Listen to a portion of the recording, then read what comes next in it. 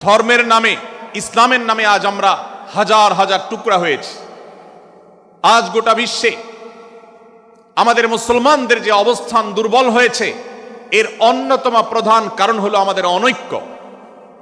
আমরা যদি আজ আহলে কিবলা, আহলে সুন্নাহ ওয়াল জামাআতের অনুসারীরা নানান মত এবং পথের অনুসারী হওয়া সত্ত্বেও, নানান থট এবং পন্থার অনুসারী হওয়া সত্ত্বেও আমরা যদি মৌলিক বিষয়গুলোর উপর সবাই ঐক্যবদ্ধ থাকতাম, আমরা যদি আল্লাহ তাআলার দেওয়া ইত্তিহাদ মাল ইখতিলাফ, বৈচিত্র্যময় ঐক্য, বিভিন্ন বিষয়ে মতভিন্ন থাকা সত্ত্বেও মৌলিক বিষয়ে ঐক্যমতে আমরা যদি থাকতে পারতাম, আমাদের মধ্যে যদি মুসলিম ভ্রাতৃত্ববোধ থাকতো, আমাদের মধ্যে যদি বলয় ভিত্তিক যে দেয়াল আর প্রাচীরগুলো আছে সেগুলো যদি না থাকতো, তাহলে আজ বাংলাদেশের বাস্তবতা হলো, বাংলাদেশে আল্লাহর কোরআন, আল্লাহ রাসূল সাল্লাল্লাহু আলাইহি ওয়াসাল্লামের হাদিসের আলোকে বাংলাদেশ আজ অটোমেটিক পরিচালিত হতো। ঠিক কিনা বলেন?